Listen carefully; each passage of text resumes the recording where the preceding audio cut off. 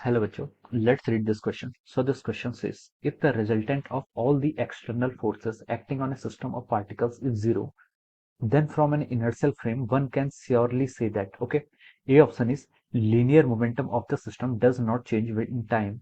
B option is kinetic energy of the system does not changes in time. C option is angular momentum of the system does not change in time. And D option is potential energy of the system does not changes in time. Okay. So let's start this question. इस question को start करते हैं.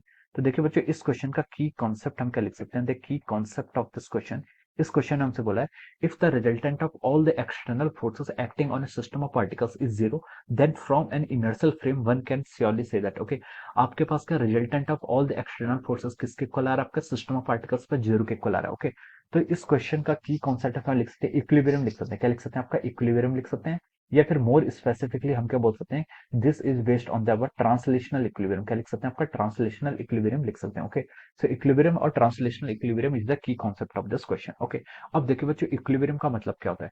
Equilibrium का मतलब होता है कि अगर आपके पास कोई भी बॉडीज है, मान लीजिए ये आपके पास कोई एक्सटेंडेड बॉडीज है. Okay, this is extended body, इस पर आपके डिफरेंट डिफरेंट फोर्सेस लग रहे हैं. एक फोर्स F1 इस डायरेक्शन में लग रहा है, एक फोर्स F2 आपका इस डायरेक्शन में लग रहा है, some force F3 is acting on this direction. Okay, और कोई फोर्स आपका क्या लग रहा है, F4 आपका इस डायरेक्शन में लग रहा है. ओके, तो इस बॉडी को, this body is said to be in the equilibrium और translational equilibrium if the net force acting on this body should be equal to zero. Okay, यानी कि हम क्या बोलते हैं, the summation of all this forces. Okay, इन सारे forces का जो समीशन है, मान लीजिए F क्या हो जाएगा, उसका Fi लिख लेते हैं. Okay, here I start from 1 to 4. Okay, इसका जो समीशन है वो किसके इक्वल हुआ, अगर आपके जीरो के इक्वल आ जाता है, so for this condition we can say that this object is in the, कौन सा, ट्रांसलेशनल इक्विलिब्रियम में होगा. ओके, अगर आपका एक्सटर्नल फोर्सेस जीरो के इक्वल आते हैं तो वो ट्रांसलेशन इक्विलिब्रियम में होता है.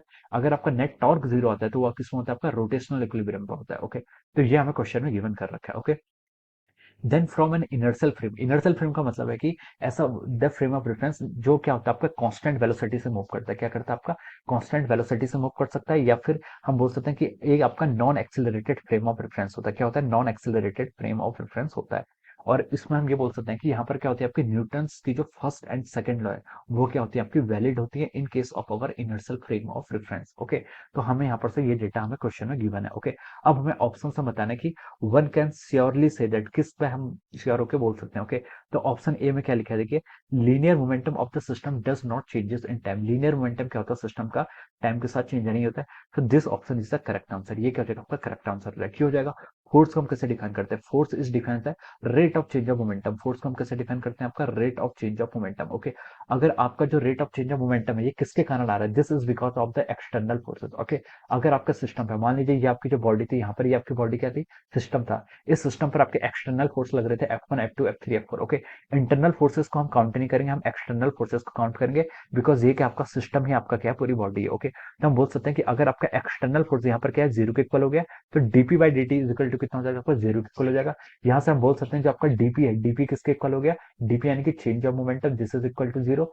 सो from here we can say that जो इस सिस्टम का क्या होगा, आपका मोमेंटम होगा, मोमेंटम क्या रहेगा, आपका कांस्टेंट रहेगा. ओके, तो हम बोल सकते हैं कि यहाँ से आपका linear momentum of the system क्या होगा, does not change with time. Okay, तो जो आपका ऑप्शन ए है, ऑप्शन ए क्या होगा आपका, बिल्कुल यहाँ से क्या हो जाएगा, करेक्ट हो जाएगा. ओके, ऑप्शन बी में बोला है kinetic energy of the system does not changes in time. Okay, तो ये ऑप्शन क्या हो जाएगा, दिस ऑप्शन ये आपका रॉन्ग हो जाएगा. ओके, ये हो भी सकता है और नहीं भी हो सकता है, बट इस क्वेश्चन हमसे बोला है कि one can surely say that. Okay, इस सिस्टम की हम श्योरली क्या बोल सकते हैं, इस सिस्टम की आपकी जो टोटल एनर्जी होगी वो आपके सिस्टम की कांस्टेंट होगी, but we can not say that जो आपकी काइनेटिक एनर्जी है वो does not change with time. Okay, तो ये ऑप्शन आपका क्या हो जाएगा, रॉन्ग हो जाएगा.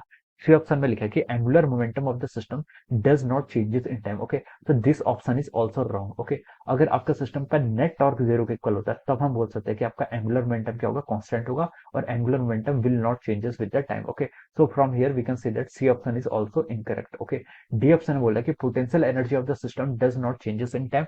This option is also incorrect. Okay, हो भी सकती नहीं भी हो सकती, but we can not say surely, surely हम नहीं बता सकते. ओके, तो हम बोल सकते हैं कि इस क्वेश्चन क्या हो जाएगा आपका, ओनली ऑप्शन ए ऑप्शन क्या हो जाएगा आपका यहाँ पर करेक्ट ऑप्शन हो जाएगा. Okay, so from here we can say that इस क्वेश्चन का जो आपका करेक्ट ऑप्शन है वो क्या हो जाएगा, आपका ऑप्शन ए हो जाएगा. Okay, so we can say that option A is correct answer of this question. Option A क्या हो जाएगा आपका, इस क्वेश्चन का आपका करेक्ट आंसर हो जाएगा. Okay, so I hope you all understood this concept. All the best and thank you so